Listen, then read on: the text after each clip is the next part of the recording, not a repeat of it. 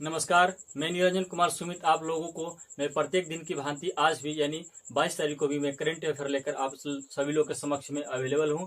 और आप लोगों के समक्ष में ये बात जरूर कहूंगा कि आज का जो मेरा करंट अफेयर हो वो कल के मुकाबले थोड़ा लो इसलिए होगा कि हमारी जो टीम है वो वर्तमान समय में यहाँ नहीं है, कुछ शादी विवाह में लोग गए हुए हैं। तो आज हम और कल मैंने आप लोगों से प्रश्न पूछा था 21 तारीख को कि विधान परिषद का जो कार्यकाल होता है वो कितने वर्षों का होता है। तो इसमें 3 लोगों ने हमारे सब्सक्राइबर ने इस प्रश्न का उत्तर दिया। पहला चंदन कुमार, दूसरा उदय कुमार और अंतिम तथा तीसरा जिनका नाम है प्रसन्नजीत सिंह। तो इन तीनों व्यक्तियों को बहुत बहुत धन्यवाद। आप मेरे चैनल को अंत तक देखें और उसमें जो भी त्रुटियां हैं उसको आप कमेंट बॉक्स में लिखने का प्रयास करें और बहुत शेयर करें, सब्सक्राइब करें और साथ ही साथ लाइक करें। तो चलते हैं हम पहले प्रश्न की तरफ। हमारा आज का पहला प्रश्न है कि ईरान ने फरजाद बी गौस परियोजना से किसे बाहर कर दिया है। ईरान जो कि हमारा एक मतलब कि पड़ोसी ना होकर अफगानिस्तान से होते हुए रास्ता वहां जाता है। तो ईरान जो है वो वर्तमान समय में एक गौस जो परियोजना है, फरजाद गौस परियोजना, वहां से उसने एक देश को बाहर कर दिया है। उस देश का नाम क्या है? Option A Bharat, option B Pakistan, option C Sri Lanka और ऑप्शन डी चीन। इस प्रश्न का उत्तर हो जाएगा ऑप्शन ए भारत, यानी भारत को ईरान जो है वो फरजाद बी गौस परियोजना से बाहर कर दिया है। जैसे कि आपको कुछ दिन पहले भी पता होगा कि एक चबहार बंदरगाह जो कि ईरान में स्थापित किया जा रहा है, चबहार बंदरगाह में भारत भी सहभागी है। तो उस चबहार बंदरगाह से भी लेकर कुछ इशू भारत और ईरान के बीच में मतलब कि विवाद एक पनपा हुआ था। उस प्रश्न को भी हम आगे चलकर हम उसको भारत और ईरान से संबंधित विदेश नीति वाले प्रश्न में उसको उजागर करेंगे। चलते हैं हम दूसरे प्रश्न की तरफ। किस राज्य ने 100% टीकाकरण के लिए प्रत्येक गांव को 10 लाख रुपया देने की घोषणा की है? तो 10 लाख देने की घोषणा कौन सा ऐसा राज्य है जो 100% टीकाकरण के लिए गांव में, जैसा आपको जानकारी है कि जो कोविड-19 है, कोरोना जो महामारी है, ये आज वर्तमान जो दूसरा इसका जो लहर चल रहा है, इसमें शहरी क्षेत्र ज्यादा प्रभावित ना होकर गांव का जो क्षेत्र है, ग्रामीण एरिया है, वो ज्यादा प्रभावित है। उस ग्रामीण एरिया को टेकअप करने के लिए एक सरकार है, राज्य सरकार है। उस राज्य सरकार ने 100% टीकाकरण के लिए प्रत्येक गांव को 10 लाख देने की घोषणा की है। चलते हैं ऑप्शन के माध्यम से उसको पकड़ते हैं। Option A Haryana, option B Delhi, option C Tamil Nadu और ऑप्शन डी पंजाब। इस प्रश्न का उत्तर हो जाएगा पंजाब, यानी ऑप्शन डी हो जाएगा। पंजाब सरकार ने 100% टीकाकरण के लिए प्रत्येक गांव को 10 लाख रुपया देने का घोषणा किया है। चलते हैं तीसरे प्रश्न की तरफ। पाकिस्तान के नए राष्ट्रीय सुरक्षा का सलाहकार कौन नियुक्त हुए? जैसे कि आपको जानकारी है कि एनएसए प्रत्येक देश का होता है, नेशनल सिक्योरिटी एडवाइजर, उसको हम लोग हिंदी में राष्ट्रीय सुरक्षा सलाहकार करते हैं। ऑप्शन ए के माध्यम से देते हैं अजीत डोभाल, ऑप्शन बी मोहित यूसुफ, ऑप्शन सी सईद चौधरी और ऑप्शन डी इमाम अहमद। इस प्रश्न का उत्तर हो जाएगा ऑप्शन बी हो जाएगा मोहित यूसुफ।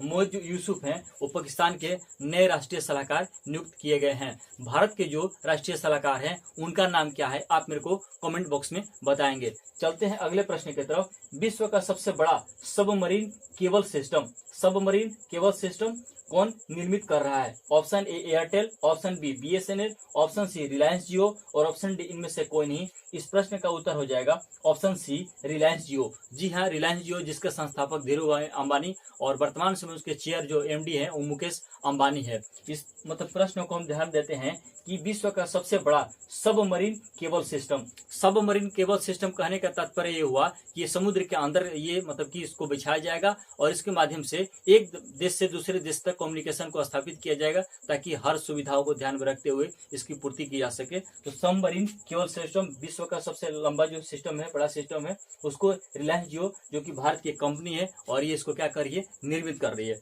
चलते हम पांचवें प्रश्न की तरफ। किस देश द्वारा पॉलीइथिलीन प्लास्टिक के आयात पर प्रतिबंध लगा दिया? तो पॉलीथीन ऐसी जो प्लास्टिक है उस पर प्रतिबंध लगा दिया है किस देश के द्वारा? Option A Iraq, option B Iran, option C Turkey, option D UAE. इस प्रश्न का उत्तर हो जाएगा ऑप्शन सी हो जाएगा तुर्की हो जाएगा। तुर्की देश के द्वारा हाल ही में पॉलीथिलीन प्लास्टिक पर के आयात पर क्या कर दिया गया है, प्रतिबंध लगा दिया गया है। चलते हैं अगले प्रश्न की तरफ। तकनीकी के क्षेत्र में मिलेनियम टेक्नोलॉजी अवार्ड 2020, तकनीकी यानी टेक्नोलॉजी के क्षेत्र में मिलेनियम टेक्नोलॉजी अवार्ड 2020 से किसे सम्मानित किया गया? Option A David Kleinman, option B Ruskin Bond, option C Shankar Balasubramaniam और ऑप्शन डी ए तथा सी। इस प्रश्न का उत्तर हो जाएगा ऑप्शन डी हो जाएगा ए तथा सी। ए यानी डेविड क्लेनमैन, उनको भी ये पुरस्कार मिला हुआ है और ऑप्शन जो सी है शंकर बालासुब्रमण्यम, उनको यानी ऑप्शन डी हो जाएगा जिसमें ए और सी दोनों शामिल है। चलते हैं अगले 7वें प्रश्न की तरफ।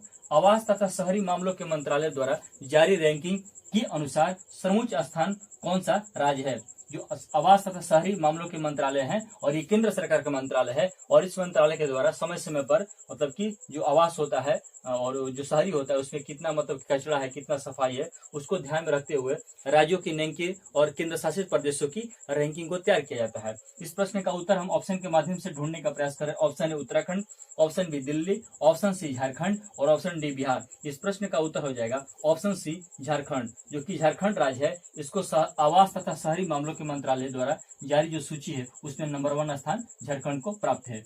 अगले प्रश्न की तरफ चलते हैं। राजस्थान ने किस बीमारी को महामारी घोषित करने वाला प्रथम राज्य बन गया है? जैसे कि राजस्थान जो कि भौगोलिक 2011 जनगणना के अनुसार भौगोलिक दृष्टिकोण से जो राजस्थान है वो भारत का सबसे बड़ा क्षेत्र है, सबसे बड़ा, ये दिमाग में आप रखिएगा।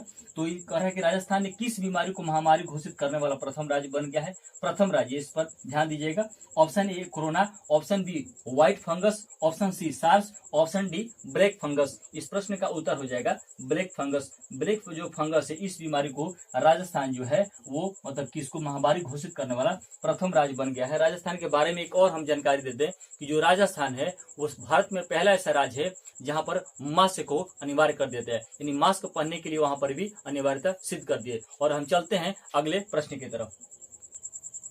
हमारा अगला प्रश्न है, राष्ट्रीय औषधीय पौधा संस्थान किस राज्य में स्थापित किया जाएगा? नवा प्रश्न है, राष्ट्रीय औषधीय पौधा संस्थान किस राज्य में स्थापित किया जाएगा? Option A Bihar, option B Maharashtra, option C Goa और डी केरल। इस प्रश्न का उत्तर हो जाएगा ऑप्शन बी यानी महाराष्ट्र। महाराष्ट्र सरकार के द्वारा राष्ट्रीय औषधीय पौधा संस्थान निर्मित किया जाएगा, जो कि उसको जितने भी पौधे हैं उनको मेडिसिन से जोड़ा जाएगा, उसके माध्यम से इलाज किया जाएगा। क्योंकि देखा जा रहा है कि पूरे वैश्विक स्तर पर जिस प्रकार बीमारी का मतलब कि फैलाव हो रहा है, वो जो बीमारी है वो कहीं ना कहीं पौधों में इसका इलाज सीमित है और वहां पर निहित है। तो इसलिए उसके समाधान के लिए पूरे वैश्विक स्तर पर थोड़ा इस बात को ध्यान दिया जा रहा है। क्या किया जाएगा कि मतलब कि इसको देखा जाएगा।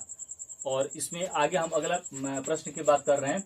मिस्र देश ने गाजा को कितने मिलियन डॉलर देने की घोषणा की? तो मिस्र देश ने गाजा को कितने मिलियन डॉलर, जैसे कि गाजा जो है ये हाल ही में मतलब कि इजराइल और फिलिस्तीन के बीच जो विवाद हुआ था उसको लेकर स्टार्ट हुआ है। तो मिस्र देश ने गाजा को कितने मिलियन डॉलर देने की घोषणा की? Option A 400 million, option B 500, option C 600 और ऑप्शन डी 700। इस प्रश्न का उत्तर हो जाएगा आपका ऑप्शन बी हो जाएगा, यानी 500 मिलियन डॉलर देने की घोषणा मिस्र देश ने गाजा को की है।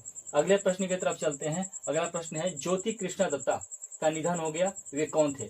ज्योति कृष्णा दत्ता का निधन हाल ही में वो गुजर गए, वो कौन थे? ऑप्शन ए सीबीआई के निदेशक, ऑप्शन बी बीएसएफ के निदेशक, ऑप्शन सी आरबीआई के गवर्नर और ऑप्शन डी एनएसजी के पूर्व निदेशक। एनएसजी तो कि इसका फुल फॉर्म होता है नेशनल सिक्योरिटी गार्ड, यानी इस प्रश्न का उत्तर हो जाएगा ऑप्शन डी हो जाएगा, एनएसजी के पूर्व निदेशक। एनएसजी के पूर्व निदेशक का हाल ही में निधन हो गया, उनका नाम था ज्योति कृष्णा दत्ता। अगले प्रश्न की तरफ चलते हैं। फियामे नाओमी मताफा, इस प्रश्न को थोड़ा ध्यान से देखिएगा इस शब्दों को।